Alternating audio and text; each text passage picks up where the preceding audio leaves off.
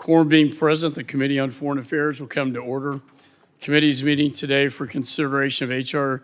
6727, United States Foundation for International Conservation Act of 2023, H.R. 7256, U.S.-South Africa Bilateral Relations Review Act, H.R. 3334, Stop CCP Act, H.R. 5245, Science and Technology Agreement, Enhanced Congressional Notification Act, H.R. 7701, No Russian Tunnel to Crimea Act, H.R. 1084, condemning the killing of Alexei Navalny and calling for the release of all political prisoners in the Russian Federation, H.Res 901, expressing support for democracy and human rights in Pakistan, H.R. 6831, the Verdad Reauthorization Act, and H.R. 7710, the Locally Led Development and Humanitarian Response Act.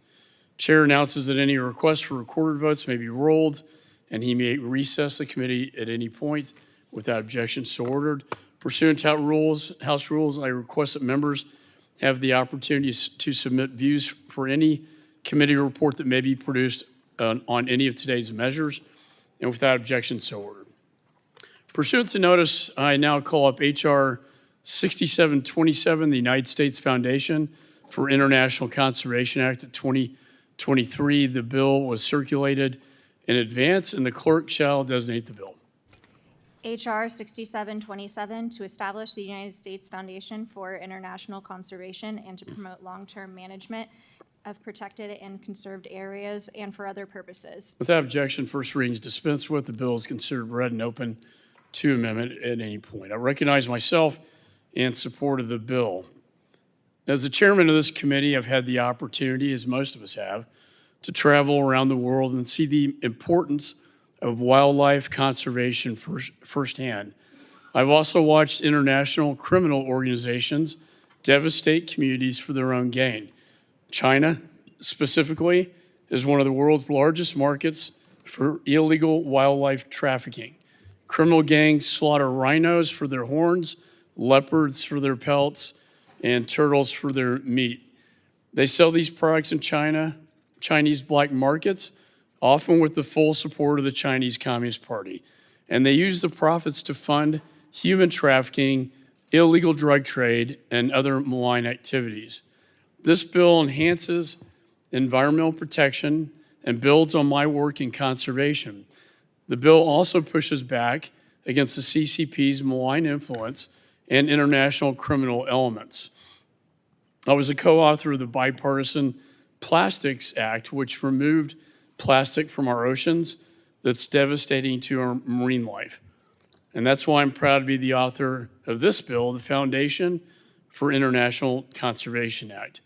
This is a bipartisan bill with bicameral support that I think most interestingly harvests the power of private philanthropy in a 2-to-1 ratio of private to public spending. Never in my career, 20 years, have I had 10 billionaires come to me and say, sir, we want to put our money to work with the USG on such an important cause. And I have strongly advocated and believe there will be a $100 million offset in appropriations language. So that would mean upon enactment, there would be no new cost to the taxpayers. Some of the bill's top priorities include conservation of endangered species in Africa, marine life in places such as the Galapagos and beyond, and the rainforests, the lungs of our planet in the Congo, Indonesia, and Amazon. This legislation has received tremendous support from sportsmen's groups like Ducks Unlimited and the Houston Safari Club to conservationists like the World Wildlife Fund and Nature Conservancy. However, this foundation is more than leveraging the power of private contributions. It is a diplomatic investment in the U.S. foreign policy toolkit that none of our adversaries can replicate. Russia and China benefit from instability. Putin profits on the gold and minerals they mine, while native forests from Siberia to the Solomon Islands are being exploited to feed Chinese timber markets. This bill would counter the growing CCP influence in these regions. Wildlife trafficking is a criminal enterprise that often emanates from China with tacit approval from the CCP.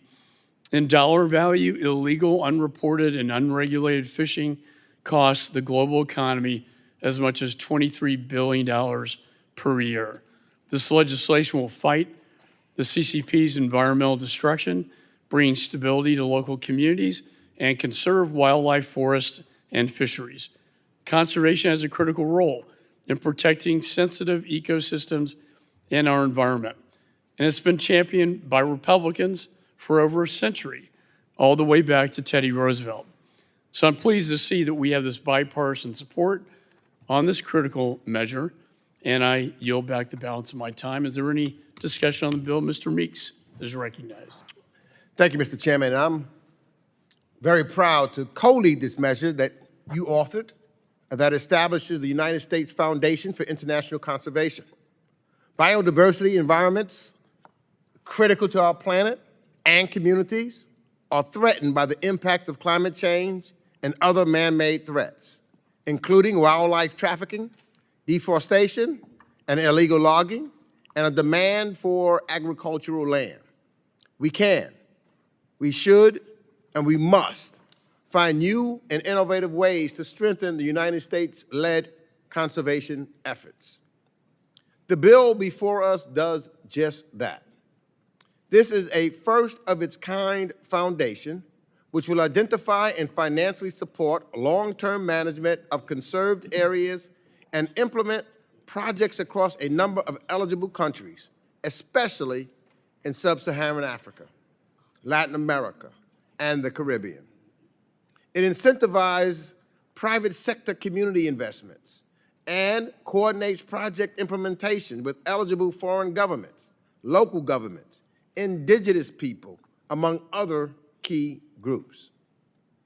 Advancing global conservation and biodiversity programs cannot rely solely on U.S. government efforts.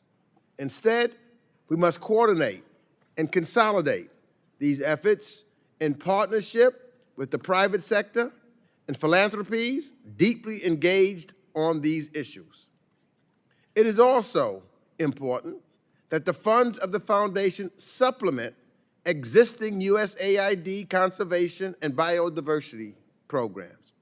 And so for that, Mr. Chairman, I thank you for your partnership, for your leading and advancing this measure so that we can take the strong steps needed to further catalyze public-private partnerships, to enhance our global conservation goals. With that, I yield back. Gentleman yields. Any other member seek recognition? Mr. Davidson is recognized. Move to strike last word. Chairman, I applaud your love for conservation, and here in America, I think that we could do more to conserve land. I think our national parks are a real treasure here in America, and frankly, we could spend a lot of energy paying attention to our own parks. And I encourage Africa to do everything they can to preserve their natural resources and their parkland. Conservation is important all over the world. And in our own hemisphere, we're seeing the erosion of Amazon rainforest, and that's consequential for so many reasons. And I find it, laudable that we have so many benefactors for this that are willing to give of their own personal wealth to benefit this. So it is interesting that this does say, well, we expect a 2-to-1 match. So you put 2 private dollars in, and the taxpayers will come in for 1. But if you had someone that had a net worth of, say, $63 billion, that's a 1 million to 1 ratio to the median income in my congressional district. So 1 million to 1 would be the more appropriate ratio when you're talking about tax dollars. And in the United States, we're not talking about a country that's running massive surpluses where we have piles of cash, and we're just looking at our own net worth and saying, gosh, what do we do with this? There are lots of good causes all over the world. and we should help them. We are literally borrowing money from China to counteract China. Maybe there's some wisdom in that play, since the money might be borrowed from China to counteract China. I'm open to understanding it, but at this point, I find this bill hard to support, Chairman. And I'd be happy to work with you and the committee staff to understand what I'm missing here. But right now, it looks like the match would be more appropriately 1 million to 1, and I yield. Gentleman yields, and I appreciate your concerns. I will tell you, when I sat down with them, and they're the top businessmen, not me, but the original offer was 2 government, 1 private. And I said, I cannot do that in this environment. So I was able to get the 1 government, 2 private. And I thought that was doing pretty well. But if it was $1 million, $1 million to 1, I would love that idea. So I appreciate your words. Any other members seek recognition? Miss Dean Thank is you, Chairman. recognized. Thank you, Chairman, and thank you, Ranking Member. I just want to rise very, very briefly in support of H.R. 6727 to tell you my personal experience that I have for more than a decade been working on an end to the slaughter of elephants around the world, as well as rhinos. We know that they are slaughtered for the illegal trade of ivory and horn, rhino horn. We also know that these resources are often illegally gotten and fuel terrorism. I want to make sure that my grandchildren and their children still know the beauty of this earth and the different species that are on it. So anything we can do about the illegal trade of ivory, the slaughter of elephants and rhino, I'm all in. So thank you, and thanks for both of you working so well together. I yield. Gentleman yields. Any other members seek recognition? Mr. James. Thank you, Mr. Chairman. Last year, I had the pleasure and honor to lead a CODEL to Tanzania that looked into wildlife conservation management and saw firsthand the importance of how best practices from the United States are employed to help manage tourism and other activities on the land, which provides Tanzanians with a form of revenue, employment, and other benefits derived from tourism or trophy hunting. And I'd like to state for the record that we are our brother's keeper. The Lord will not fill what does not flow. And this country is immensely blessed and the best country that's ever existed. And we have an obligation to do both. Take care of our matters on the homeland and also take care of our responsibilities abroad. I learned that Tanzania is both a key wildlife source country and trafficking exit point, and that wildlife trafficking is criminal enterprise that often emanates from China, with tacit approval from the CCP. A lack of well-managed protected areas weakens United States national security and our economy by fueling illegal trade in natural products and creating local and regional instability. It also creates a home for terror organizations that will strike the homeland if left to their own devices. I'm proud to co-sponsor H.R. 6727 to leverage the power of the U.S. private sector and expand on the decades of U.S. conservation leadership. This is a model of what we need to explore moving forward. Mr. Chairman, I yield back. Gentleman yields. Any further discussion? Mr. Self is recognized. Mr. Chairman, I appreciate your efforts on this bill, and I will tell you, if you have not been to safari in Africa, it is truly a wondrous experience. But the cost of this bill, you'll have to paint me skeptical on any offset, because I believe this is why we are now $34 trillion in debt, because the offsets are pushed into year 2 and subsequent years. So while I applaud the bill itself, if we have that sort of support from the private sector of people of that sort of means, then I believe we ought to revisit the bill with them, set up the structure, absolutely set up the structure, but allow them to leverage their private money even further than this bill goes. Thank you. I yield back. Gentleman yields back. They do need U.S. government umbrella to make this work, but any further discussion? There being no further discussion of the bill, committee will move to consideration of amendments. Does any member wish to offer an amendment? There being no amendments, I move that the committee report H.R. 6727 to the House with a favorable recommendation. All those in favor signify by saying aye. Aye. All those opposed signify by saying no. In the opinion of the chair, the ayes have it, and the motion is agreed to. A roll call vote has been requested pursuant to the chair's previous announcement. This vote will be postponed.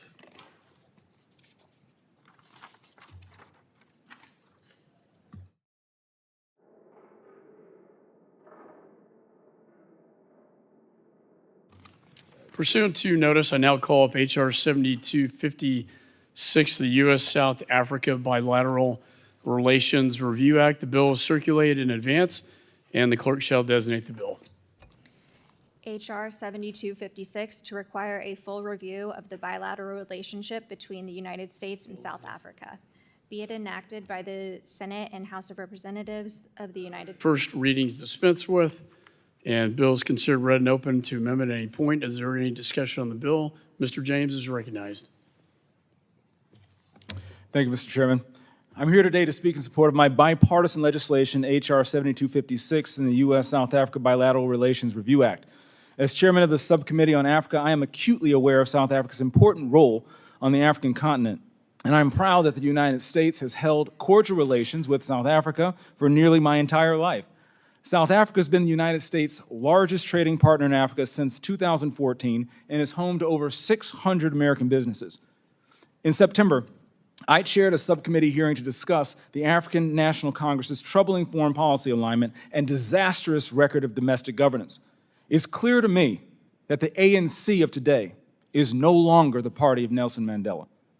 Since that hearing, the ANC has continued to move away from its traditional stance of non-alignment in international affairs and has displayed consistent and overt anti-Israel sentiment in the wake of the devastating October 7th attacks.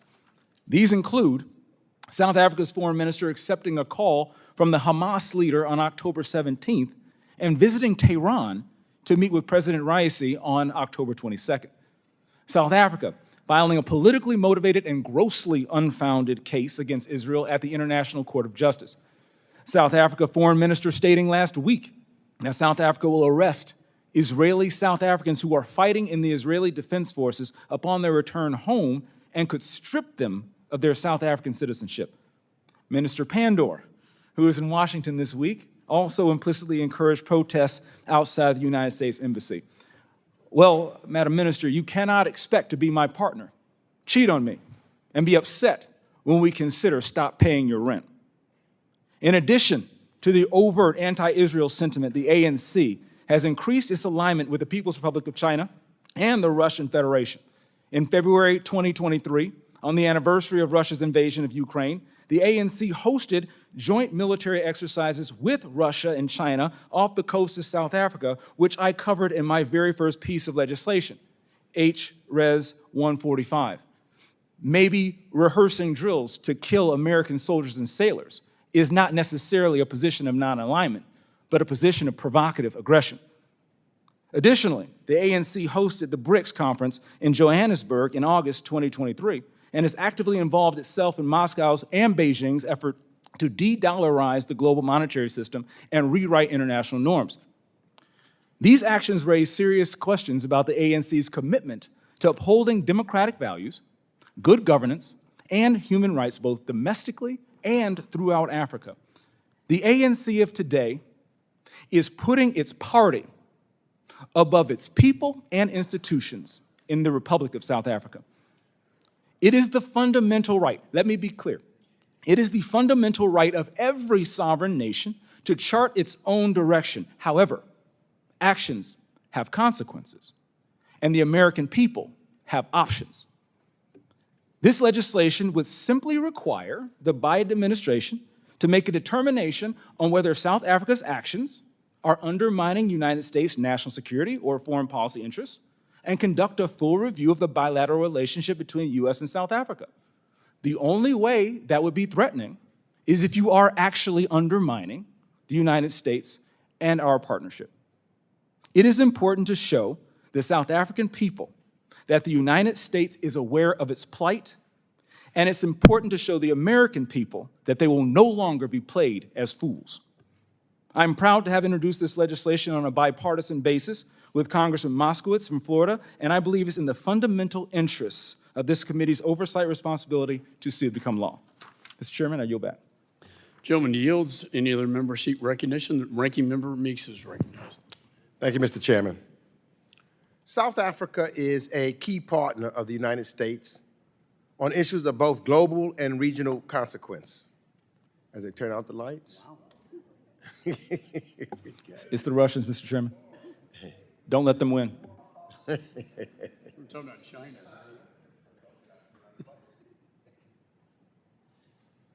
South Africa's leadership has been critical to driving innovation and investment on the continent of Africa, as well as expanding mutually beneficial trade with countries around the world.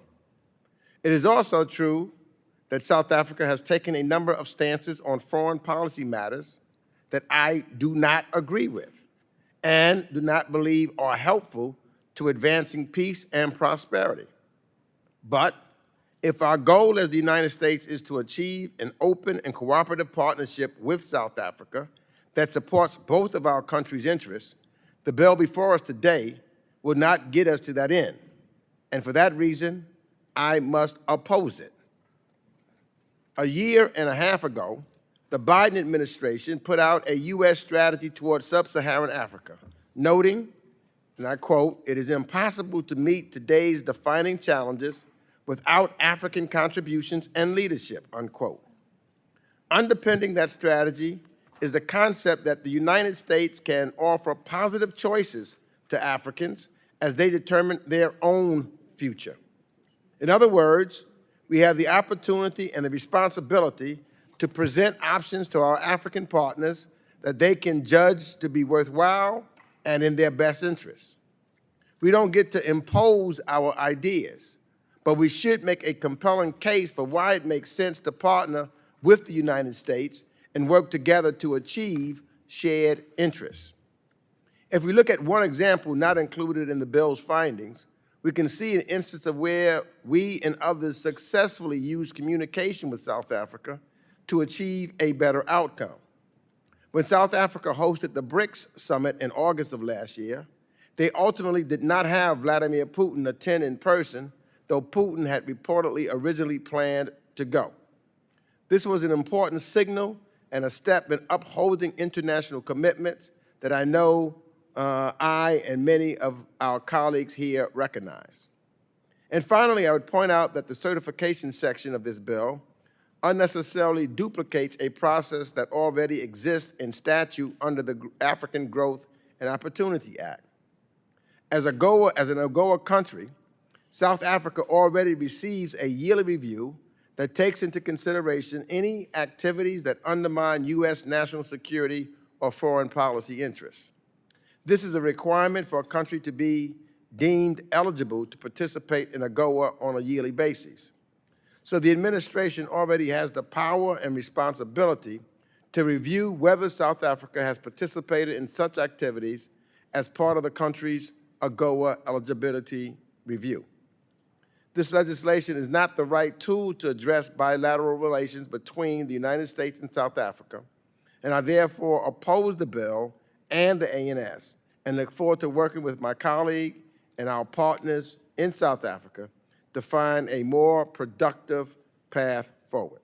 And with that, I yield back the balance of my time. Gentleman yields. Any further discussion on the bill? Mr. Jackson. Thank you, Chairman. Mr. Chairman, I rise in opposing this resolution because it does nothing to advance our bilateral relations with South Africa, especially at a time when we need to strengthen it. Despite our differences stemming from the Russian-Ukraine conflict and the Israeli-Hamas conflict, the United States must continue to seek opportunities to increase U.S.-South African cooperation on regional and global issues. South Africa's position on the conflicts in Russia's illegal invasion of Ukraine and the ongoing conflict between Israel and Hamas is no different between some of our allies, which we are not questioning our relationships, but with instead we continue to engage them through dialogue to win them over. Since South Africa's transition to a democracy in 1994, just 30 years ago, the United States and South Africa have built a solid bilateral relationship in a very short period of time. South Africa is the largest U.S. trade partner in Africa, with a two-way goods trade of $21 billion in 2021. Approximately 600 American businesses operate in South Africa, and many of those use South Africa as a regional headquarters. According to the IMF, South Africa is set to overtake both Nigeria and Egypt as Africa's largest economy in 2024. As a global voice, strong and vibrant democracy, and a country built on its commitment to human rights, South Africa is a strategic partner of the United States, with strong collaboration and shared global and bilateral priorities, including health, climate, trade, investment, education, and the digital economy. Addressing the challenges that complicate cooperation between these two countries through respectable dialogue will yield enormous returns for both Africa and America, where we have enormous vital national security concerns and interests. I yield back. Gentleman yields. Any further discussion on the bill?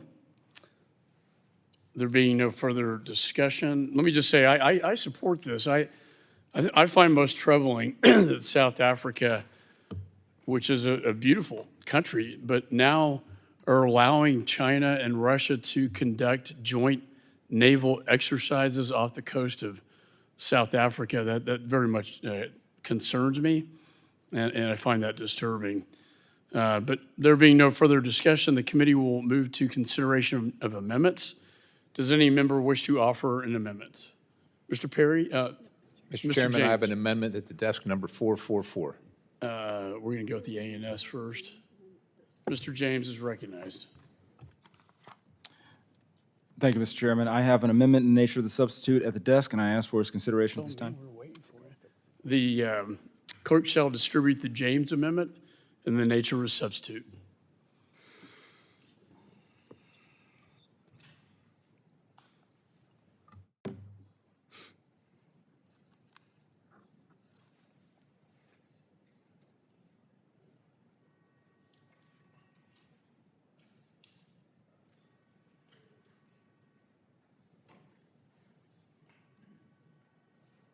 The clerk shall report the amendment. Amendment in the nature of a substitute to H.R. 7256, offered by Mr. James of Michigan. Strike all after the enacting clause and insert the following. Section 1, short title. This act may be cited as the U.S.-South Africa Bilateral Relations Review Act. Without objection, further reading of the amendments dispense with. The gentleman, Mr. James, is recognized for 5 minutes on his amendment. Thank you, Mr. Chairman.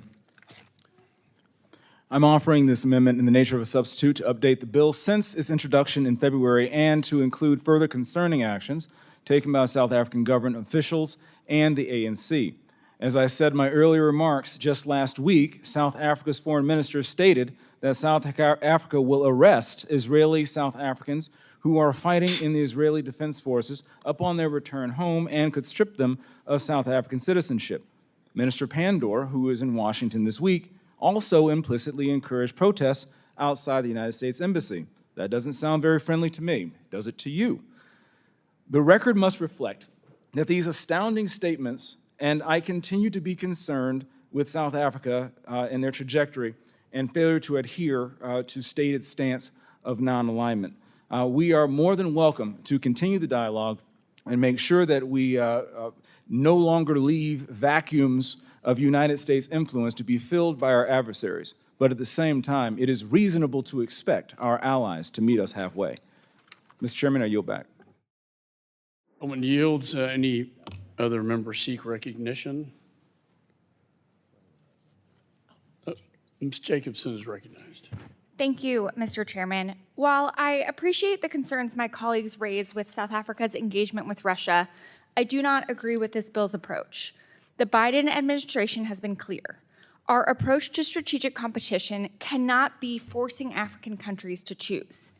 Instead, we want to present our African partners with the best choices to make their own decisions and determine their own futures.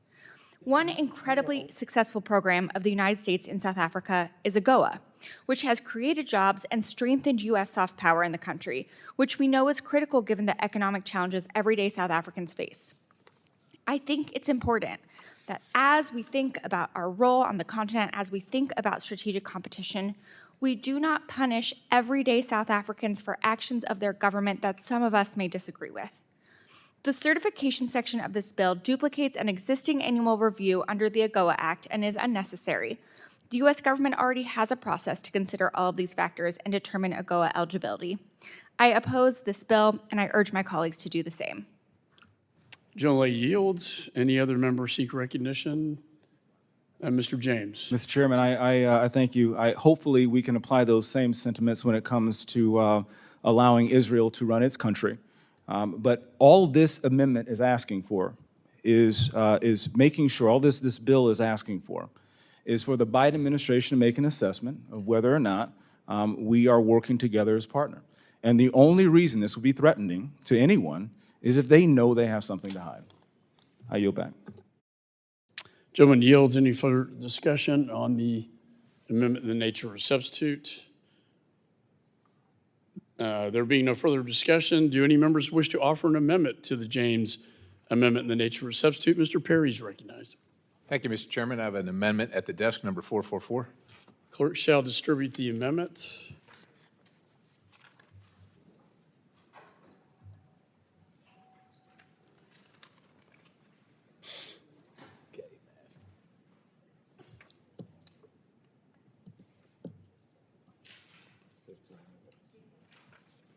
Clerk shall report the amendment. Amendment to the amendment in the nature of a substitute to H.R. 4256, offered by Mr. Perry of Pennsylvania. Add the following at the end of the following. Section Prohibition on availability of assistance to the government of South Africa. Chapter 1 of Part 1 of the Foreign Assistance Act. Without objection for the reading of the amendments dispensed with, the gentleman from Pennsylvania is recognized for 5 minutes on his amendment. Thank you, Mr. Chairman. First, I want to thank my colleague, Representative James, for introducing a much-needed review of our relationship with South Africa. I agree with him. The findings in this bill lay out the many concerning acts committed by the government of South Africa, including a day after Hamas's October 7th attack on Israel, the ANC's national spokesperson said, I quote, "The decision by Palestinians to respond to the brutality of the settler Israel apartheid regime is unsurprising," unquote. On October 22nd, 2023, South Africa's foreign minister visited with President Raisi of Iran, who is effectively funding terrorist proxy groups that are attacking American and international vessels and other property, assisting the evasion of sanctions by multiple Russian vessels, and cooperating with the CCP on numerous fronts, including state-linked tech firms and China's Belt and Road Initiative. This bill by Mr. James even states outright, as a sense of Congress, that South Africa's foreign policy has, and I quote, long ceased to reflect its stated stance of non-alignment and now directly favors the PRC, the Russian Federation, and Hamas, a known proxy of Iran, and thereby undermines the United States' national security and foreign policy interest, unquote. Why then must we continue to send money to a country that clearly hates our allies and consorts with our enemies? More simply put, as often said in Washington, D.C., why do we have to pay our enemies when they can hate us for free? According to the U.S. government's foreign assistance dashboard in FY23, the U.S. government gave over $281 million to South Africa through USAID, state, and other agencies. This amendment adds a section to the end of the bill that amends the Foreign Assistance Act of 1961 to prohibit funding for any assistance to South Africa until 1 year after the President submits an unclassified determination required by this very bill that South Africa has not engaged in activities that undermine the United States national security or foreign policy interest. Again, the gentlelady from California said, well, why should we punish the people of South Africa who don't agree with their government? And I would say, why should we punish our constituents, our bosses, our taxpayers by sending their hard-earned money to countries that hate us and work against our very interests. This bill makes it clear this government is not deserving of our taxpayers' hard-earned money, especially after a history of actions that run counter, directly counter, to America's interest and our national security. I urge support of the amendment. I thank the gentleman for offering the bill, and I yield the balance. Gentleman yields. Any other members seek recognition? Ms. Manning is recognized. Thank you, Mr. Chairman. And thank you, Ranking Member Meeks, for holding this markup. I'd like to speak on H.R. 7256. I want to thank my friends and colleagues, Representatives John James and Jared Moskowitz, for their work on this issue.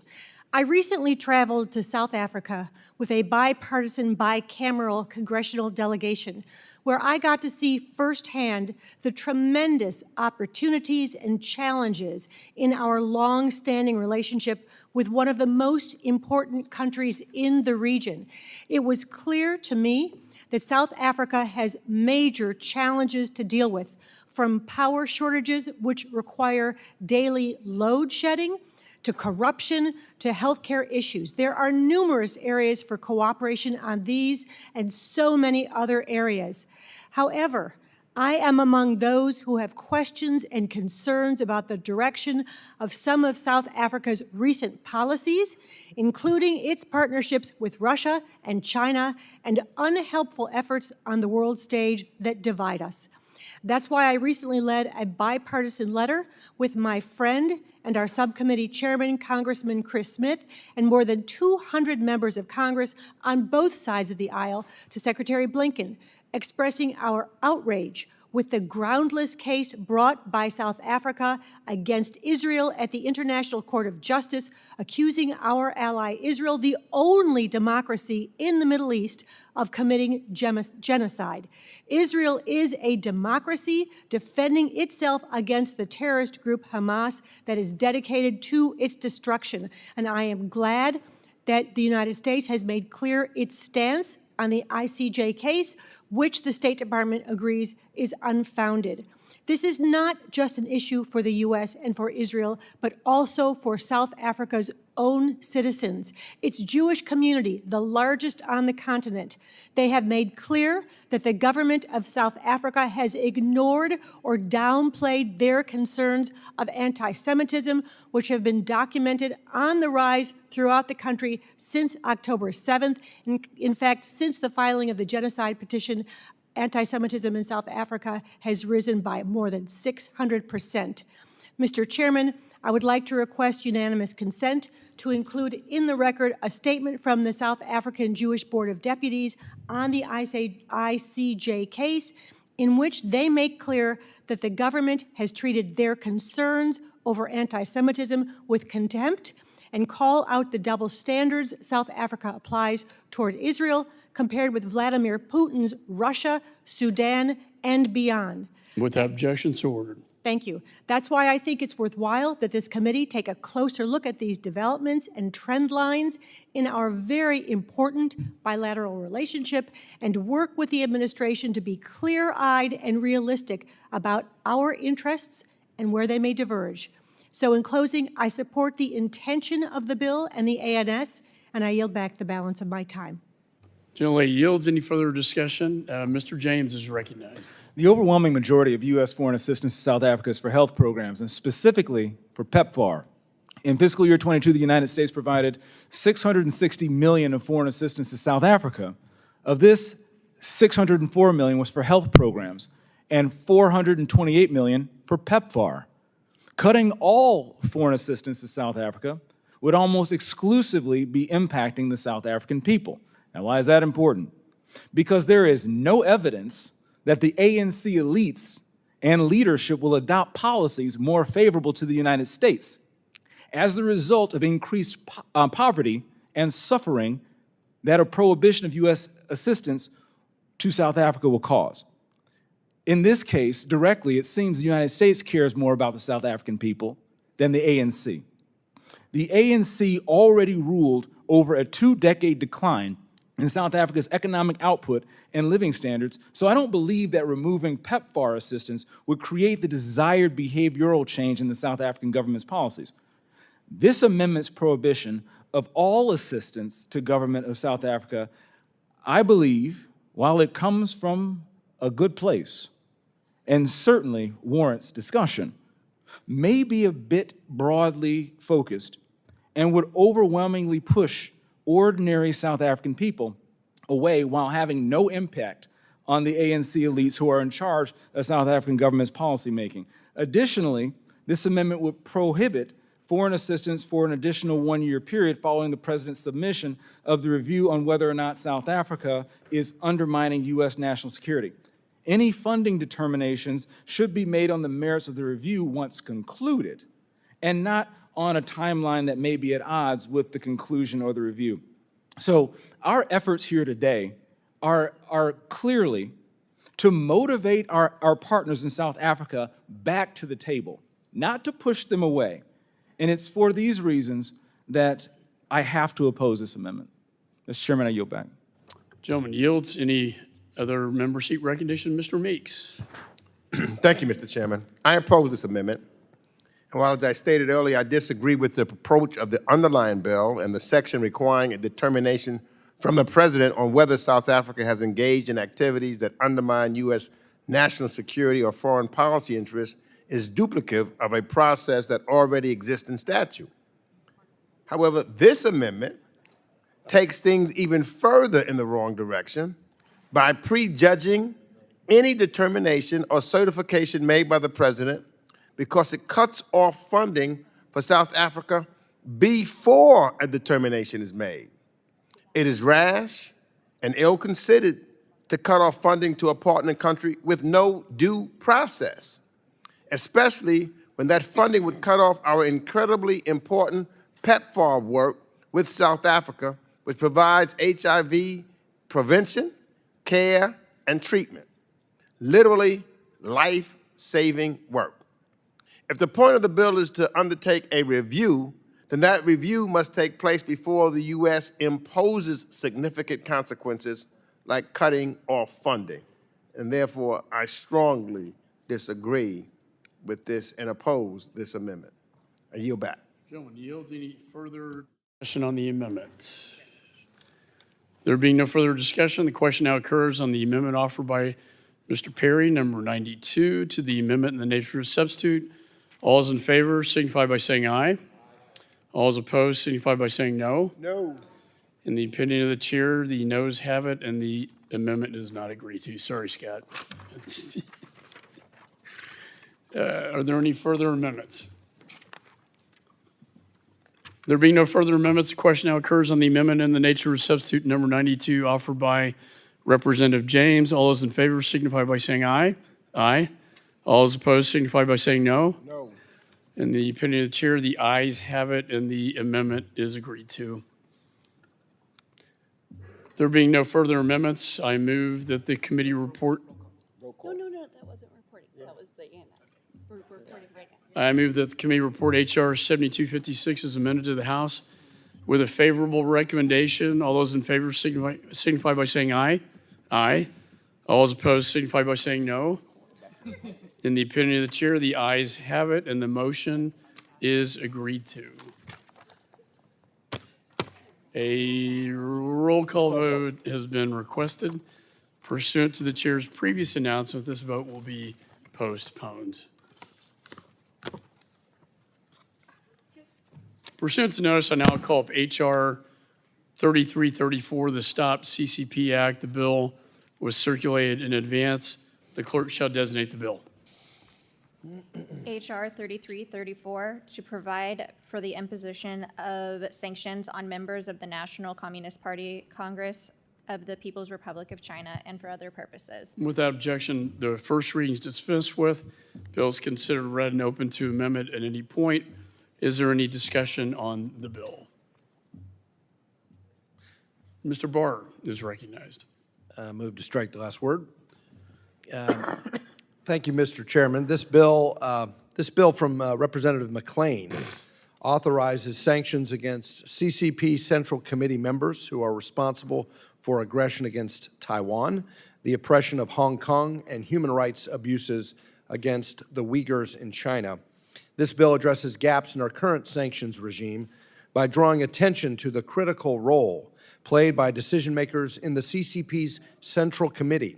The bill also creates a sanctions authority tied directly to aggressive conduct by the PRC towards Taiwan. With the new authority in this bill, we can ensure that the leaders of the Chinese Communist Party are held personally accountable for the malign activities they direct and design. By ensuring CCP decision-makers are held personally accountable, this bill will help deter political oppression and human rights abuses by the CCP. This legislation is a common-sense step to encourage the CCP to choose responsible action and respect for human rights over malign activities and political oppression. The ANS incorporates technical fixes to ensure that the sanctions called for by the underlying bill can be implemented without unintended consequences. The amendment, in a nature of substitute, expressly ties the sanctions to the conduct we want to deter, thereby preserving the sanctions' deterrent effect while ensuring that they can be safely implemented and are secure against any legal challenge. The ANS preserves the bill's powerful deterrent message to any CCP officials who want to trample human rights, oppress political freedom in Hong Kong, or engage in aggression against Taiwan. Do not do it, or there will be serious consequences. It is unfortunate that I understand the ranking member is not inclined to support this bill. I would urge him and all members on both sides of the aisle to reconsider in light of the changes made by this ANS, which should resolve any technical or legal concerns that any member may have. I support this important legislation offered by the gentlewoman from Michigan, and I urge my colleagues to do the same. I yield. Gentleman yields. Any member seek recognition? Mr. Meeks is recognized. Again, thank you, Mr. Chairman, and I do oppose this bill. This bill appears to be a tough on China by sanctioning all of the PRC's top leadership, including the president, premier, and senior ministers. But this unilateral escalation would cause an unprecedented fissure in U.S.-China relations, raising the tensions to a level that we haven't seen since establishing diplomatic ties with the PRC. By passing this bill, we would hinder our ability to pressure Beijing to change course on its policies.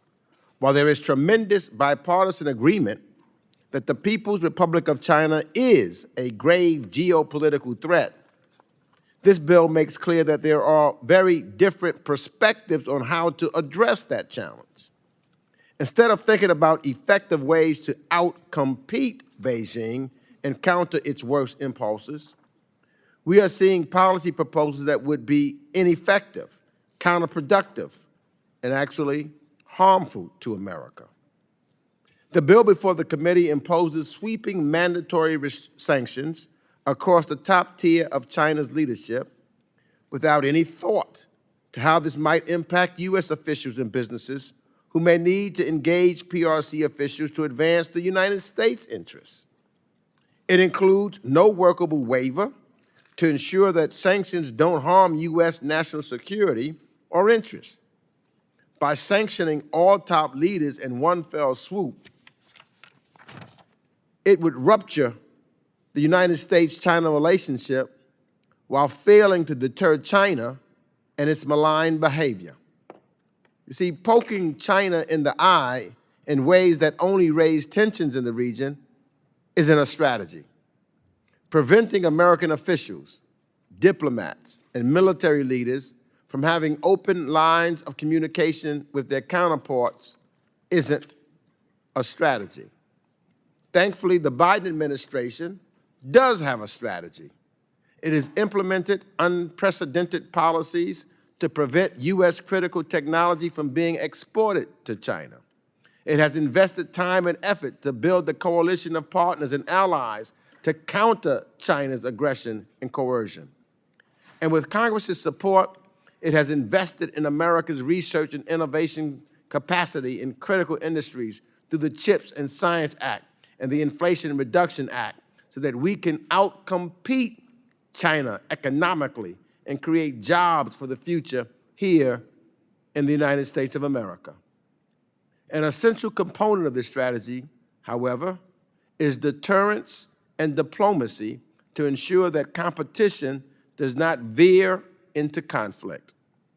The bill in front of us today will upend that strategy, making it incredibly difficult to engage China on anything to advance our interests, whether it is fentanyl, regional security, Taiwan, human rights, or IP theft. So I must oppose this measure and ask my members of this committee to do the same. And I yield back the balance of my time. Gentleman yields. Is there any discussion on the bill?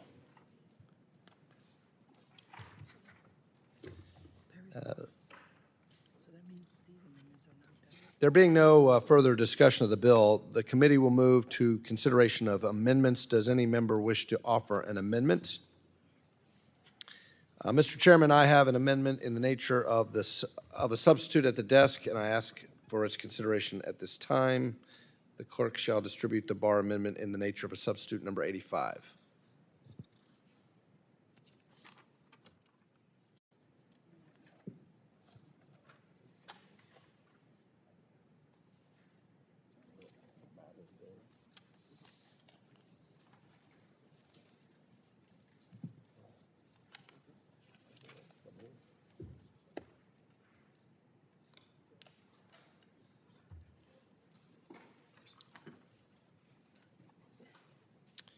Okay, the clerk shall report the amendment.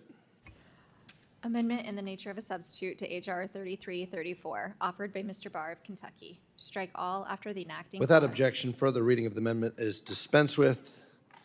I recognize myself for 5 minutes on the amendment. Let me just say that the amendment that the amendment in the nature of substitute that we presented, as I said in my opening comments, provides some technical fixes to ensure that the sanctions called for by this legislation can be implemented without unintended consequences.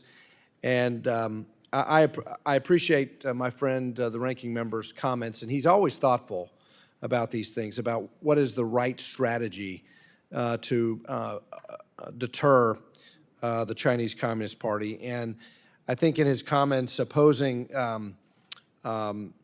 Congresswoman McClain's legislation, and I'm summarizing, but my friend basically made the argument that it's too provocative, that it pokes the CCP in the eye, that it would risk deteriorating relations or heightened tensions between the United States and China.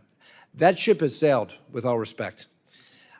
Tensions are high, and they're high not because of the United States. They're high because of the provocative actions of the Chinese Communist Party and the Central Committee members that this bill targets. And one thing that the ranking member said in opposition to the legislation was that we need a strategy. We just don't need to be raising tensions unnecessarily. Well, what I would consider the absence of a strategy is chasing diplomacy from a position of weakness and not actually deterring China. And the problem that I have with this administration's lack of strategy is the idea that we have to make upfront concessions with the expectation or hope that we will get some kind of reciprocity on the back end. That's not what we've seen. And so when we do negotiate with the Chinese Communist Party, when we do engage the Chinese Communist Party, they don't believe that we're serious. They don't believe that we're going to do anything to counter their aggression and their human rights violations and their provocations across the Taiwan Strait. Negotiations are effective only when you negotiate from a position of strength. And what I think the gentlewoman's legislation does in this case, by actually demonstrating resolve and sanctioning bad behavior when it happens, is to put the United States in a position of strength when we do go to the negotiating table. We cannot chase diplomacy, we cannot chase concessions with the hope that the Chinese Communist Party will change its behavior unless we show them we mean business. And Congresswoman McClain's bill does that. There is a strategy associated with this legislation. The strategy is to give us the leverage that we need to actually achieve the diplomatic objectives that we want. We all want peace. We don't want to raise tensions unnecessarily. But in order to achieve peace, we need deterrence. And deterrence requires strength. And Representative McClain's legislation, I think, represents that strength. That's why I support the underlying legislation and the amendment in the nature of a substitute. If we cannot sanction gross human rights violations, if we cannot sanction CCP officials who are manifestly demonstrating an aggressive posture towards Taiwan, then we're not prepared to deter Chinese Communist Party aggression. I urge my colleagues to favorably consider this legislation. Can I yield for a second? I will. I will yield to And my I friend. thank you for your comments. I just have one question. If we can't talk to anybody, how are we going to be at the table to talk about diplomacy? Reclaiming my time, it's a good question. I think you're right. I think this bill, though, doesn't prevent the United States from engaging in diplomacy. It does restrict, with the sanctions that are applied in the bill, it does restrict CCP officials from engaging in certain, or having access to certain privileges. This bill would not disallow Secretary Blinken from communicating with the CCP officials. That's not what it would do. But it would say that we're not going to stand by idly by when you violate the rules of international law, when you do not respect the territorial integrity of the democracy of Taiwan, when you engage in provocative, aggressive military exercises in violation of the airspace of Taiwan, when you saber rattle with respect to Taiwan, when you engage in gross human rights violations, whether it's the Uyghurs or Hong Kong, there should be consequences to that. And when we show CCP officials that there are consequences with sanctions, then we're negotiating from a position of strength. We actually help the Biden administration's diplomats, including Secretary Blinken, in that scenario, in my view. I yield back. Do any other members seek recognition? There being no further discussion, do any members wish to offer an amendment to the Barr Amendment in the nature of a substitute? The ranking members, the ranking members recognized? Yeah. Thank you. I just want to say, and well, just take me a few seconds. Gentlemen, and I respect Mr. Barr and very much, good friend, ideas, both here and in financial services. Strength. I think the strength that we in the Biden administration has shown is, for the first time, South Korea and Japan are talking to one another. We see the Quad coming together. We see nations in the Indo-Pacific coming together under the leadership, and we come to the table as one. That's strength. You know, you can't lead if there's nobody following you. So just bringing people together is strength. Bringing it to people to strength. And when I look at this bill and it calls for visa sanctions, that would prevent anybody from traveling to America so that we can have these conversations. If we sanction the defense minister, then we couldn't have any mill-to-mill dialogue and conversation. That is not the way of diplomacy. That, to me, does not mean or show strength. And that's why I said all we're doing is poking China in the eye in ways that only raise tensions in the region, and that is not a strategy. I yield back. The gentleman yields. There being no further discussion, do any members have an additional amendment, or there being no further amendments or discussion on the bill, the question now occurs on the amendment in the nature of substitute number 85, offered by myself. Those in favor signify by saying aye. Aye. All those opposed signify by saying no. In the opinion of the chair, the ayes have it, and the amendment is agreed to. There being no further amendments, I move that the committee report H.R. 3334 as amended to the House with favorable recommendation. All those in favor signify by saying aye. Aye. All those opposed signify by saying no. No. In the opinion of the chair, the ayes have it, and the motion is agreed to. Roll call. A roll call vote has been requested pursuant to the chair's previous announcement. This vote will be postponed.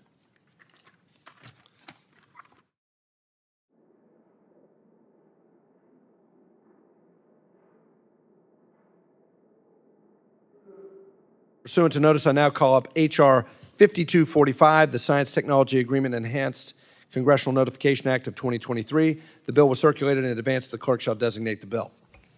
H.R. 5245, to amend the State Department Basic Authorities Act of 1956 to require certain congressional notification prior to entering into, renewing, or extending a science and technology agreement with the People's Republic of China and for other purposes. Without objection, the first reading is dispensed with, and the bill is considered read and open to amendment at any point. Without objection, the bar amendment in the nature of a substitute number 80 circulated to members in advance shall be considered as read and will be treated as original text for purposes of amendment. I recognize myself in support of my legislation. H.R. 5245 is entitled the Science and Technology Agreement Enhanced Congressional Notification Act of 2023. This bill is a bipartisan effort aimed at enhancing transparency and accountability in the U.S.-China relations by imposing congressional oversight on science and technology partnerships between our two nations. This bill reinstates a reporting requirement from the 2003 NDAA that was repealed in 2016, mandating the Secretary of State to detail the benefits of any science and technology agreements with the People's Republic of China. Beyond reporting, this bill introduces an enhanced notification to Congress before any science and technology agreements with China are implemented. Currently, Congress lacks oversight over the administration's agreements with China, as exemplified by the recent extension of the Science Technology Agreement with the CCP without disclosure of its details. Let me be clear, this bill prioritizes our national security, human rights, and technological leadership. It aims to safeguard American innovation and conduct thorough risk assessments to prevent illicit technology or intellectual property transfers that could benefit the People's Liberation Army, while also safeguarding the safety of American researchers in China. Additionally, we seek to broaden oversight by requiring reporting not only on science and technology agreements, but also on implementing arrangements with PRC entities that could enhance the CCP's scientific and military capabilities. The last time Congress legislated oversight on STAs was 2003. But China is not the same country as it was 20 years ago. Under President Xi, China's ambition to become a science and technology superpower is closely intertwined with its military modernization efforts. This civil-military fusion is a real threat to national security. To prevent the CCP from leveraging our expertise for military purposes, it is essential that any science and technology agreements are rigorously vetted to ensure they do not contribute to strengthening Chinese military-industrial complex. As U.S. Ambassador to China, Nicholas Burns recently emphasized on 60 Minutes, the PRC continues to systematically steal intellectual property from American companies operating in China. Academic espionage by China is significant and real. Estimates suggest that the annual theft of U.S. intellectual property and trade secrets ranges from $225 billion to $600 billion, with a significant portion attributed to the CCP. It is past time Congress exert its powers of oversight to ensure that U.S. joint research with the PRC remains beneficial for U.S. interests and in the interest of peace, and not in the interest of CCP's military superiority objectives. Thank you for marking up H.R. 5245, and I yield back. Is there any discussion on the bill? The ranking member is recognized. Thank you, and I support this measure by Representative Barr and Dina Titus, and my thanks to Mr. Barr and Chairman McCaul for working with me to get this bill into a bipartisan place so that we can have robust oversight over any U.S.-China governmental science cooperation. We all know the challenges posed by the People's Republic of China. We will be discussing the economic and technological aspects of our competition at a hearing in this very room tomorrow. But China isn't going anywhere, and the American people do not want conflict. They want a stable and constructive competition with China. This is why we must continue to engage China and find areas of cooperation, even as we vigorously contest, compete, and when necessary, confront Beijing. As the first bilateral agreement of our nation signed after we recognized the PRC, the United States-China Science and Technology Agreement, or STA, is critical to our interests. The engagement has facilitated research projects in areas of shared interest, resulting in benefits for the United States, China, and the rest of the world.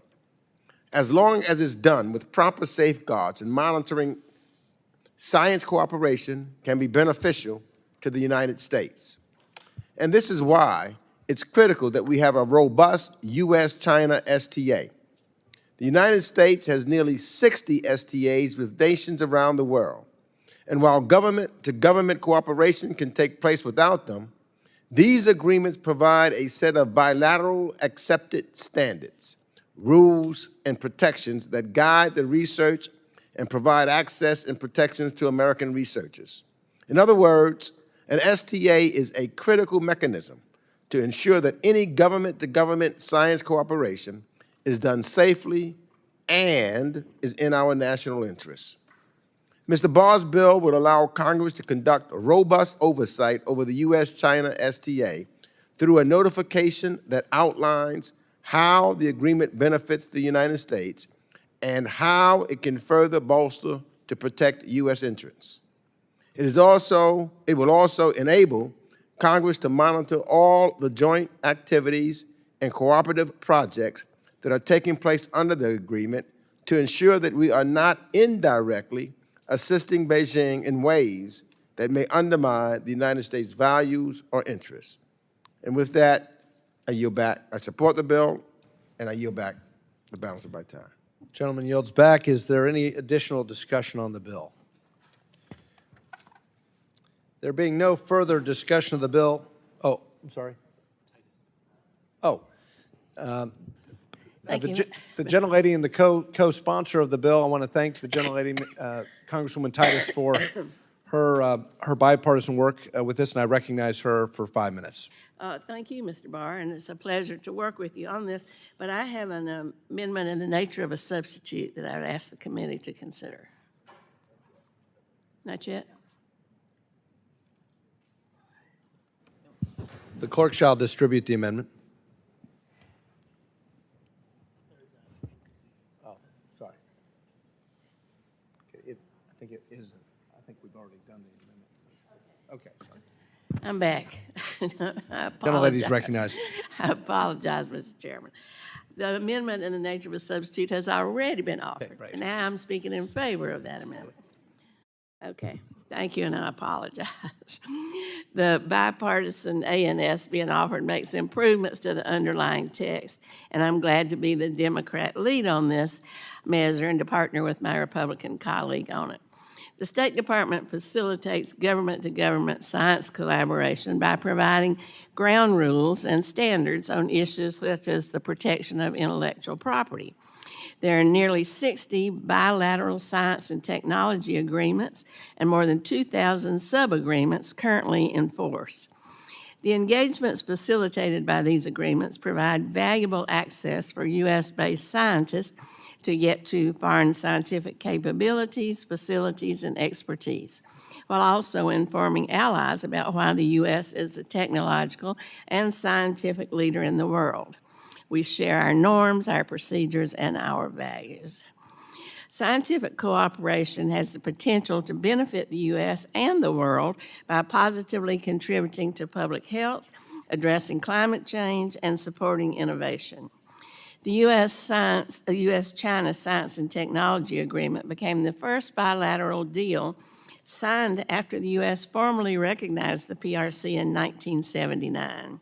Since then, the agreement has been renewed every 5 years, the last time, though, being in 2018. It paused for a while, was renewed for 6 months, renewed for another 6 months.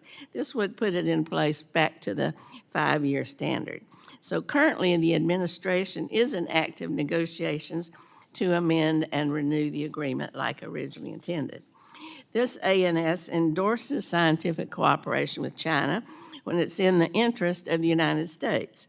It also mandates that the State Department submit to Congress a notification before a renewal or extension of a science and technology agreement with China. That's a good thing because it enhances the role that Congress can play in oversight.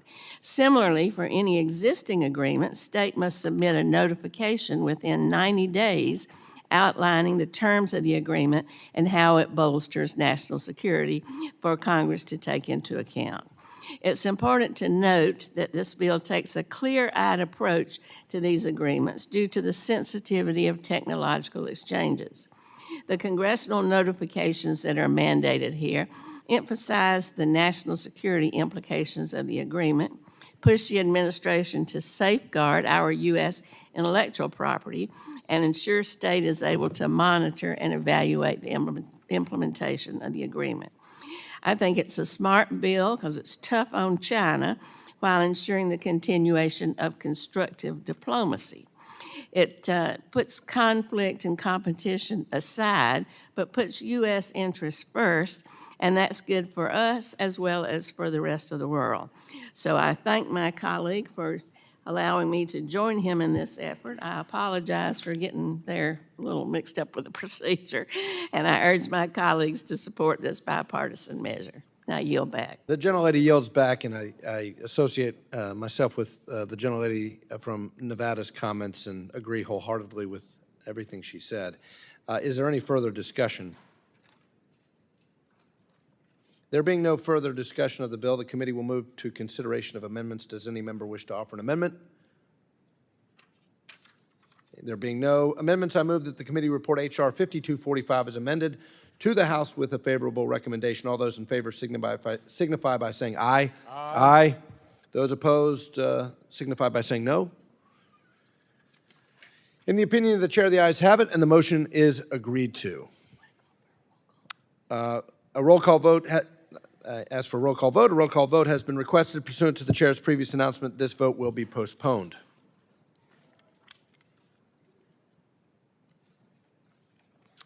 Pursuant to notice, I now call up H.R. 7701, the No Russian Tunnel to Crimea Act. The bill was circulated in advance. The clerk shall designate the bill. H.R. 7701 to require the imposition of sanctions with respect to any foreign person. Without objection, the first reading is dispensed with, and the bill is considered read and open to amendment at any point. Is there any discussion on the bill? Mr. Chairman. The ranking member is recognized. Thank you, Mr. Chairman. In February of 2022, Vladimir Putin traveled to Beijing to meet with President Xi at the start of the 2022 Winter Olympics. At that meeting, two leaders declared a no-limits partnership between Russia and China. Several weeks later, Putin invaded Ukraine and tried to overthrow the democratically elected government in Kyiv. With his purchases of oil and gas and his exports of semiconductors, the PRC has become an economic lifeline to the Kremlin. In addition, China has not provided the type of security assistance that the United States and Europe have provided to Ukraine. Given this record, reports that Russian officials met with leaders of leading Chinese state-owned construction firms about building a tunnel from Russian mainland to Crimea were deeply, deeply concerning. Crimea is strategically important, and the Russian-built Kerch Bridge connecting Russia to Crimea is of crucial military and symbolic importance. The Ukrainians have successfully targeted the bridge multiple times, shutting down the bridge at various intervals over the past 2 years. A tunnel from Russia to Crimea would bolster Putin's control over the Crimean peninsula and aid its war effort. It must be the position of the United States government to sanction any company or person that will participate in such a construction project. That's what my bill does. It is a clear signal to the world that this tunnel should not be constructed. This committee in particular must use the available tools in our legislative toolkit to aid Ukraine. And I thank Rep. Wilson for his partnership on this bill, as well as Chairman McCaul for putting this legislation on the markup calendar, and for him and his team's valuable input to the legislation. I also appreciate other members who have been quick to co-sponsor this legislation since its introduction. And with that, Mr. Chairman, I yield back. The gentleman yields. Any other discussion, any further discussion on the bill?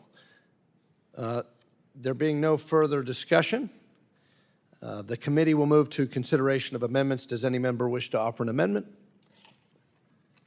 Seeing none, there being no further amendments, I move that the committee report H.R. 7701 to the House with favorable recommendation. All those in favor signify by saying aye. Aye. All those opposed signify by saying no. Roll call. In the opinion of the chair, the ayes have it, and the motion is agreed to. A roll call vote has been requested. Pursuant to the chair's previous announcement, this vote will be postponed. You're pretty good at that. I don't know, you got a future.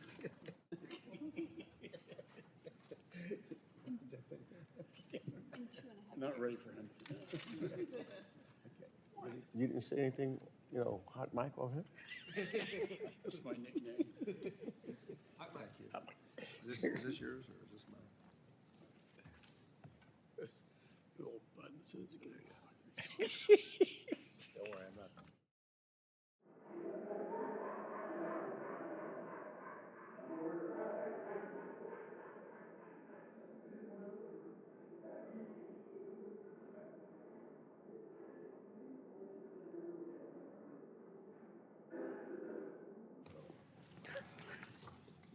Pursuant to notice, I now call up H.Res 1084, condemning the killing of Alexei Navalny and calling for the release of all political prisoners in the Russian Federation. Resolution was circulated in advance, and the clerk shall designate the resolution. H.Res. 1084, condemning the killing of Alexei Navalny and calling for the release of all political prisoners in the Russian Federation. Without objection, the readings dispensed with. Resolution is considered read and open to amendment at any point. Is there any discussion on the resolution? Ms. Wild is recognized. Thank you, Mr. Chairman. I rise in support of House Resolution 1084, condemning the killing of Alexei Navalny and calling for the release of all political prisoners in the Russian Federation. This legislation is about sending an unequivocal message. We will not forget what happened to Alexei Navalny because of his activism and his efforts to hold Vladimir Putin accountable. And we will not forget those who languish in Russia's prisons today, political prisoners, and all those held unjustly by the regime, including multiple U.S. citizens. This legislation establishes the circumstances that led to Mr. Navalny's death: the assassination attempt in 2020, his courageous decision to return to Russia, knowing the threats that he faced, his sentencing, and the multiple stages of his imprisonment, during which Russian authorities engaged in documented patterns of inhumane practices, including torture, and neglected his health and safety.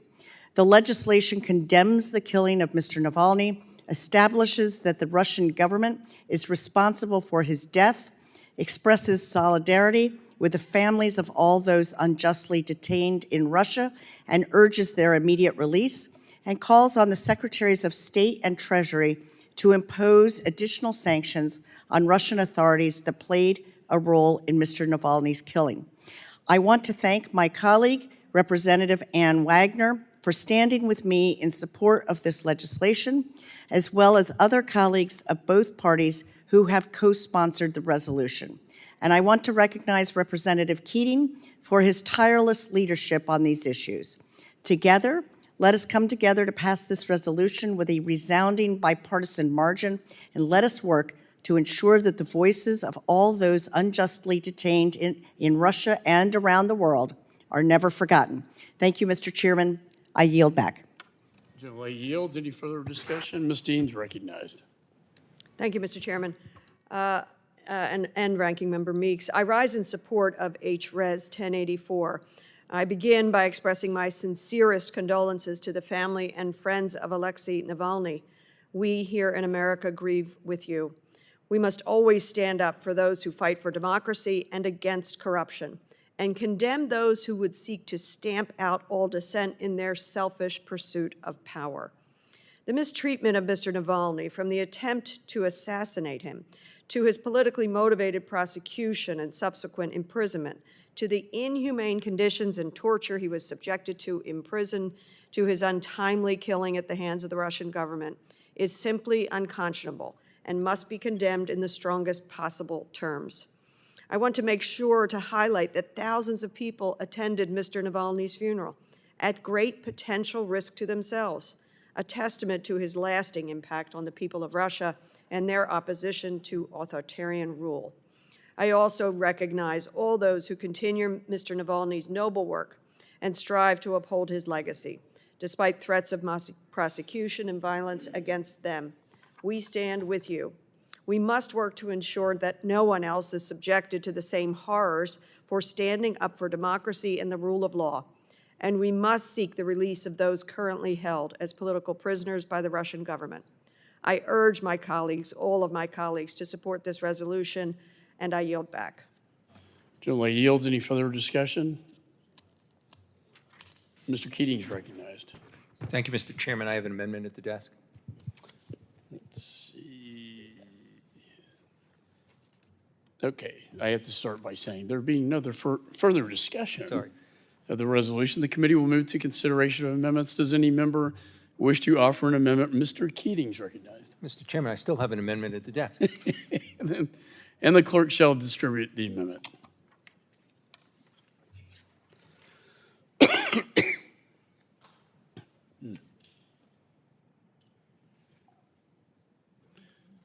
Clerk will report the amendment.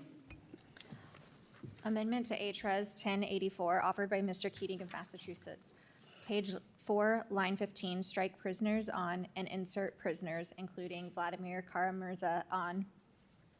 Without objection, further reading is dispensed with. Gentleman from Massachusetts is recognized for 5 minutes on his amendment.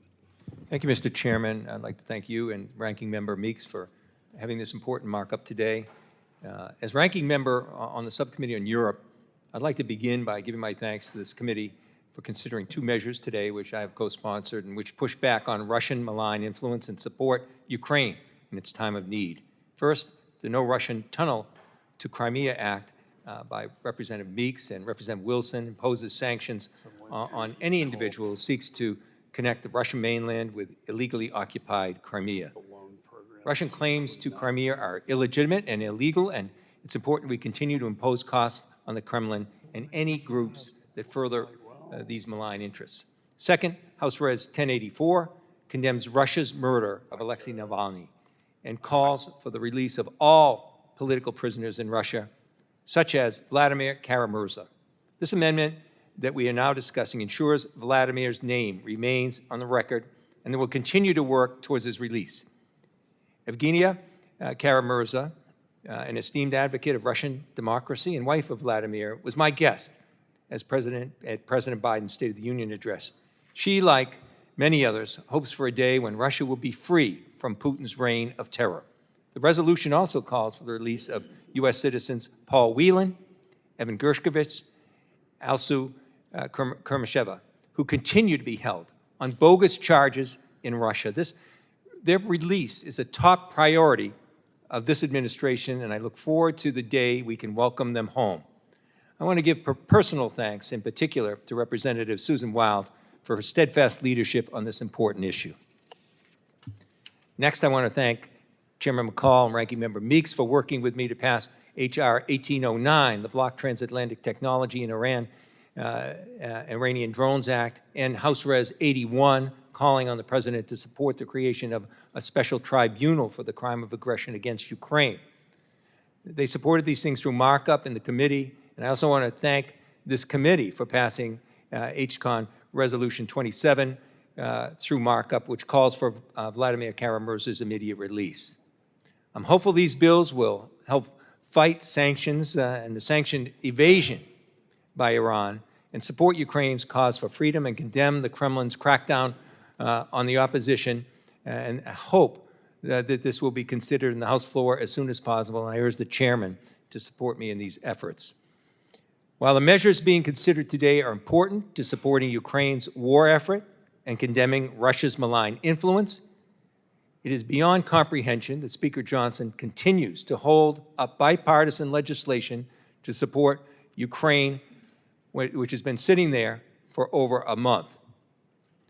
This legislation would not only give Ukraine much-needed funds to protect its people and sovereignty, while also, and this is important, providing the weapons it needs to fight back against Putin's bloody invasion.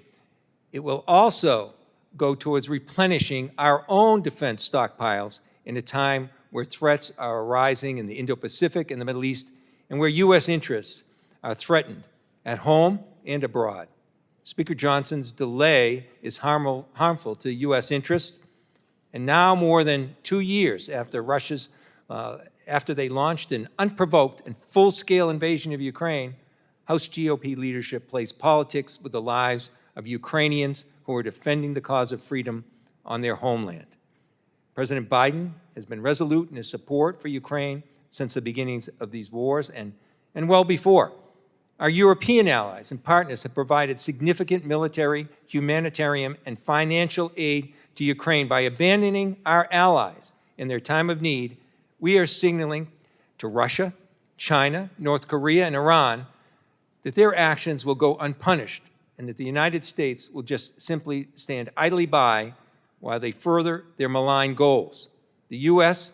has led a global coalition of allies, more than 50, and partners in support of Ukraine. And now is not the time to falter. It's time Speaker Johnson brought the bipartisan National Security Supplemental to a vote. History is watching. I yield back. Gentleman yields. Any further discussion on the gentleman's amendment? There being no further discussion, the question now occurs in the amendment offered by Representative Keating, number 72. All those in favor signify by saying aye. Aye. All those opposed signify by saying no. In the opinion of the chair, the ayes have it, and the amendment is agreed to. Are there any further amendments? There being no further amendments, I move that the committee report H.Res. 1084 as amended to the House with a favorable recommendation. All those in favor signify by saying aye. Aye. All those opposed signify by saying no. In the opinion of the chair, the ayes have it, and the motion is agreed to. Mr. Chairman, I request a roll call vote. Roll call vote has been requested pursuant to the chair's previous announcement. This vote will be postponed. We have votes on the floor, so therefore this committee will take a short recess until after votes on the floor. I believe we have 3 additional measures, so we'll be able to finish before the second series, I hope, and have electronic votes.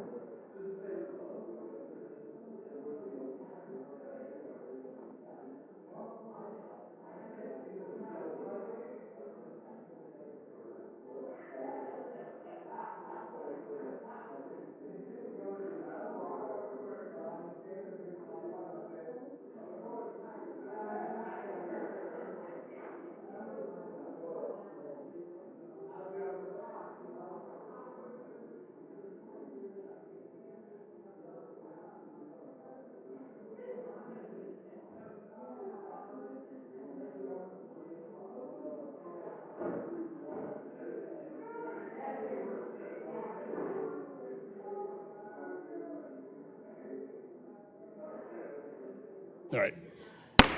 The committee will come to order. Pursuant to notice, I now call up H.R. 6831, the Verdad Reauthorization Act. Bill was circulated in advance. The clerk shall designate the bill. H.R. 6831, to authorize the Venezuela Emergency Relief, Democracy Assistance, and Development Act of 2019. Without objection, first reading is dispensed with. The bill is considered read and open to amendment. At any time, is there any discussion on the bill? Ms. Salazar is recognized. Thank you, Mr. Chairman, for the opportunity, and thanks the committee. Today, we're considering H.R. 6831, my bill to reauthorize the Verdad Act on Venezuela. Verdad means truth. This is a critical bipartisan legislation at a pivotal moment for that country in South America. The people's choice was Maria Corina Machado, who won the opposition primary for presidential contender with over 90% of the popular vote. 2.5 million Venezuelans around the world participated and voted for her in an overwhelming number. But the Maduro regime at this hour has not let her participate in the presidential elections because they fear her popularity, and even more, they fear she will win the presidency in July. That is why we, the United States and Congress, we should reauthorize the Verdad Act. Since 2019, this act was Congress's landmark bill on Venezuela and has given us the tools to fight the Chavista military oppression. This is what it does, three main things. It forbids the export of any military equipment to Venezuela so they cannot continue repressing their people.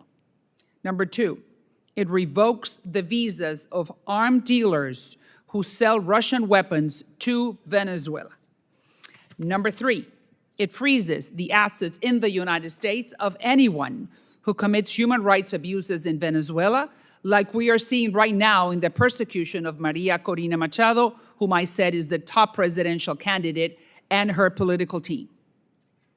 I believe, Mr. Chairman, that we need to reestablish pressure on the Maduro regime, and the Verdad Act will give us those tools, which I just mentioned, and those will help us to accomplish what we want, which is freedom and democracy for the Venezuelans. As you know, everyone in the world, or most people in the world, would like to come to Disney World or to go to Saks Fifth Avenue on Manhattan to shop. But if you are not on the side of democracy and freedom, specifically in Venezuela, you're not going to be able to do either one. And your apartment on Brickell Avenue, right in the heart of my district, number 27 in Florida, will be seized. And your bank accounts in downtown Miami, also part of my district, will be frozen until Venezuela is free. I urge my colleagues to support this bill, and I yield back the balance of my time. Thank you, Mr. Chairman. Gentleman yields. Is there any further discussion? Ranking Member Meeks is recognized. Thank you, Mr. Chairman. I strongly oppose this measure. On October 17, 2023, the Maduro government and the unitary platform in Venezuela signed the Barbados Agreement, making a return to formal negotiations and a path to elections in 2024.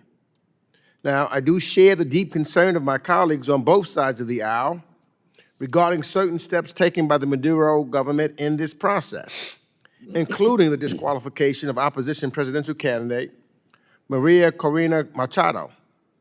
Despite these challenges, however, the Maduro government has made and continues to make progress on fundamental pillars of the agreement, including setting a date for elections to take place on July 28, 2024.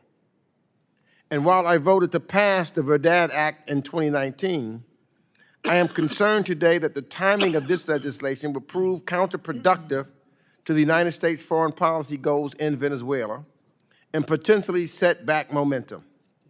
It appears to me that reauthorizing sanctions against a government that is taking steps towards reform risk derailing the diplomatic engagement that made these very reforms possible. Moreover, doing so prior to the upcoming assessment of the relaxation of oil and gas sanctions in April would be premature at best. Reauthorizing some actions prematurely opens up the opportunity for the Maduro government to backtrack on key aspects of the agreement, undermining the hard-won progress made thus far. In light of the delicate political context in Venezuela, of which I have known for years and worked on for years, and the potential for regression on implementation of the Barbados Agreement, I must therefore oppose this bill, and I yield back the balance of my time. Gentleman yields. Any further discussion? Ms. Chairman, Salazar, how much I just time? would like to comment and just share some of my thoughts. If the gentlelady will pause, I recognize myself for 5 minutes, and I yield the gentlelady from Florida 5 minutes. Thank you, Mr. Chairman. And with all due respect to the ranking member, unfortunately, the Venezuelans have completely and absolutely broken and disqualified themselves from the Barbados Agreement. They signed something that they have not respected in any way, shape, or form. They agreed that the opposition was going to be able to pick their opposition leader. The opposition did it. They went to primaries. The primaries were held. Maria Corina Machado won 96% of the vote.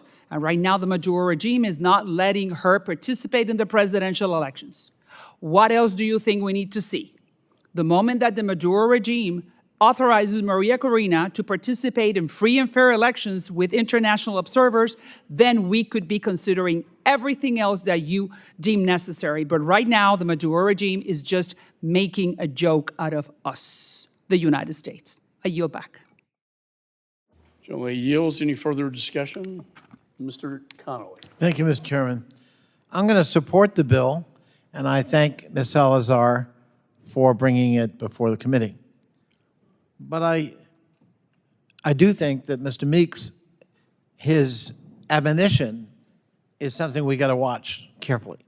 I believe that this bill can actually do the opposite of what he predicts it will do.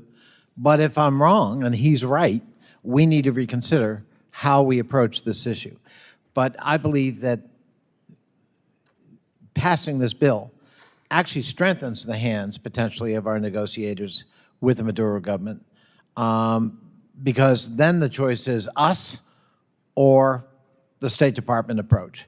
And hopefully that accelerates rather than discourages the Venezuelans for coming to a negotiated agreement. I also just can't resist saying editorially that Ms. Salazar's passion for Venezuelan democracy is notable and noteworthy, and I applaud it. I wish I heard similar passion defending American democracy from some of our colleagues. We can't be passionate about Venezuelan democracy, but turn a blind eye when a particular candidate of one party talks about a bloodbath if he's not elected, talks about a revenge tour, talks about being a dictator for a day. We can't have a double standard here. We can't say we deplore dictatorship in Venezuela, but we are blind and deaf to threats of it here at home. And I cannot resist but urging my colleagues to speak out when they hear that kind of language so that we're consistent both in Venezuela and in our own democracy. I thank the chair and I yield back. Gentleman yields. Any further discussion? Mr. Castro is recognized. Thank you, Chairman. Today, the committee is reviewing legislation related to democracy, human rights, and development at a crucial moment for Venezuela and its people. The Venezuelan people have been engaged in a long-running fight to restore their country's democracy, especially after the Maduro regime's illegitimate efforts to dismiss the Venezuelan National Assembly in 2017 and revise the Venezuelan Constitution. Last year, for the first time in a decade, negotiators for Nicolas Maduro and the Venezuelan opposition reached an agreement in Barbados to establish the conditions for competitive elections. The United States, in support of the Barbados Agreement, also provided limited sanctions relief with the expectation that all candidates for office would be reinstated, all who want to run for the presidency be allowed to do so, and wrongfully detained U.S. nationals and Venezuelan political prisoners would be released. I've had the privilege of speaking with the opposition leaders and human rights defenders about the importance of re-engagement and diplomacy to support the establishment of a democratic process. Therefore, I have supported the Biden administration's decision to reverse the, quote, maximum pressure policy and replace it with productive dialogue and engagement with the Venezuelan people and all parts of the Venezuelan opposition, including civil society, the private sector, and local communities.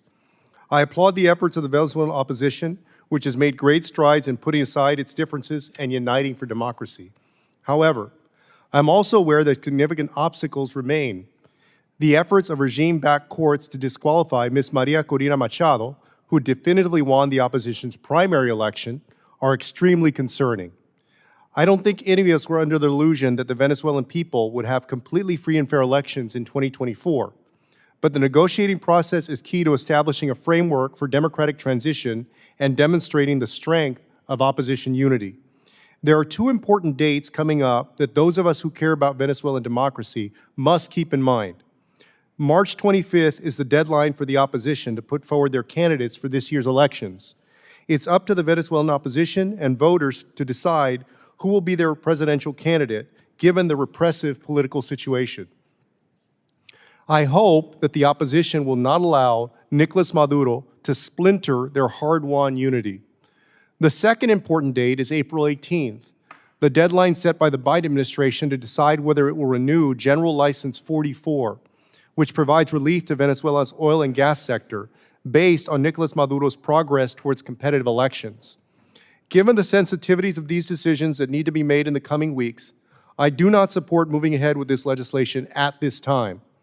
I believe that doing so may disrupt these careful negotiations and potentially give Nicolas Maduro an excuse to blame the United States, which is one he likes to go to all the time. Make no mistake, I believe anti-democratic actors and dictators around the world should be held accountable for their horrific actions, whether on the left or the right, and targeted sanctions is certainly one way to do so. If Nicolas Maduro reneges on the agreement made at Barbados to hold competitive elections, I would support revisiting this legislation and other efforts to hold him and his regime accountable. The Barbados Agreement provides a clear framework to put Venezuela on a path to return to democracy and for its reintegration into the international system. I hope that Nicolas Maduro makes the right choice for himself and the Venezuelan people. With that, I yield back. Gentleman yields. Any further discussion? There being no further discussion, are there any amendments that any member would like to offer?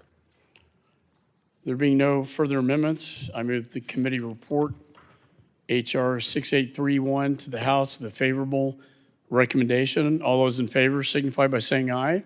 Aye. All those opposed signify by saying no. No. In the opinion of the chair, the ayes have it and the motion is agreed to. Roll call. Roll call vote has been requested. Pursuant to Chair's previous announcement, this vote will be postponed. Pursuant to notice, I now call up H.Res 901, expressing support for democracy and human rights in Pakistan. The resolution was circulated in advance. The clerk shall designate the resolution. H.Res. 901, expressing support for democracy and human rights in Pakistan. Whereas Pakistan is an important and Without objection, first reading is dispensed with. The resolution is considered read and open to amendment at any point. Without objection, the McCormick Amendment in the nature of a substitute, number 132, circulated to members in advance, shall be considered as read and will be treated as text as original text for purposes of amendment. Is there any discussion on the resolution? Mr. McCormick is recognized. Thank you, Mr. Chairman, for yielding, and I am very appreciative to the committee for bringing this important resolution, House Resolution 901, to markup. H.Res. 901 acknowledges the robust United States-Pakistan diplomatic partnership and the international humanitarian conventions to which Pakistan is a signatory and addresses recent events in Pakistan that have challenged its democratic election system. The resolution affirms strong United States support for democracy and free and fair elections in Pakistan, calls on the President of the United States and the Secretary of State to collaborate with Pakistan to promote human rights and good governance, urges Pakistan's government to uphold democracy and human rights, and condemns any attempts or efforts to thwart or undermine human rights and democracy in Pakistan. Earlier today, the Foreign Affairs Subcommittee on the Middle East, North Africa, and Central Asia held a hearing on Pakistan's recent elections, during which I discussed the importance of this resolution. I am pleased that my colleagues are discussing our relationship with Pakistan and its recent elections. For over 75 years, the United States and Pakistan have maintained a longstanding diplomatic and economic relationship. Both countries have engaged in various cooperations, including international security, energy, economic development, and disaster relief, making Pakistan a valuable partner to the United States. Moreover, Pakistan's strategic location, neighboring Iran, Afghanistan, China, and India, make it crucial for the United States to keep adversarial nations' influences in check throughout the region. Since 2022, Pakistan has experienced political instability, which has led to political unrest, weak governance, a worsening economic situation, and a vulnerability to undesired foreign influences and exploits. It is in the United States' interest to ensure Pakistan's full commitment to political stability by upholding democracy, human rights, and the rule of law, which will also contribute to regional stability. Democracy is a founding principle in both of our countries, and our two countries must continue to demand and work towards achieving our highest democratic ideals. I'm proud to have introduced House Resolution 901 with my colleagues, Representative Dan Kildee of Michigan. I want to express my sincere gratitude to our 101 co-sponsors, many of whom are on this committee, for their support of this incredibly important topic. I also want to thank committee staff and our partners for working with my office to craft the necessary changes to this resolution to remain current and impactful. I ask for my colleagues' support on this resolution. Thank you, and Mr. Chair, I yield back. Gentleman yields back. Is there any further discussion on the resolution? There being no further discussion of the resolution, the committee will move to consideration of amendments. Does any member wish to offer an amendment? There being no further amendments, I move that the committee report H.Res 901 as amended to the House with a favorable recommendation. All those in favor signify by saying aye. Aye. All those opposed signify by saying no. In the opinion of the chair, the ayes have it, and the motion is agreed to. Roll call vote. All right. Pursuant to notice. Request a roll call. I was waiting for that. Sorry. Sleep at the wheel. Roll call vote being requested. Pursuant to the chair's previous announcement, this vote will be postponed. Pursuant to notice, I now call up H.R. 7710, the Locally Led Development and Humanitarian Response Act. The bill was circulated in advance, and the clerk shall designate the bill.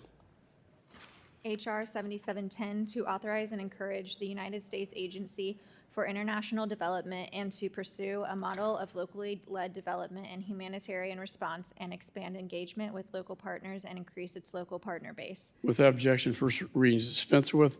Bill is considered read and open to amendment at any time. Is there any discussion on the bill? Ms. Jacobs is recognized. Thank you, Mr. Chairman. This bill is very simple. What it does is it enables USAID to make the reforms necessary so that they can use local partners. Right now, only 10% of USAID funding goes to local partners. In 2022, an analysis by DevEx showed that just 10 contractors won more than 50% of every USAID contract dollar. So this bill is making it easier for USAID to do business in a way that allows local partners to be engaged. Thank you. I yield back. Gentleman Lay yields back. Is there any further discussion? There being no further discussion of the bill, the committee will move to consideration of amendments. Does any member wish to offer an amendment? There being no amendments, I move that the committee report H.R. 7710 to the House with a favorable recommendation. All those in favor signify by saying aye. Aye. All those opposed signify by saying no. In the opinion of the chair, the ayes have it. The motion is agreed to. Without objection, the motion reconsider is laid on the table. Staff is authorized to make any technical and conforming changes. This concludes our markup. Given the status of members' location currently, we will schedule our votes tomorrow morning at 9:30 a.m. prior to the full committee hearing at 10. We now stand in recess. Thank you. Thank you.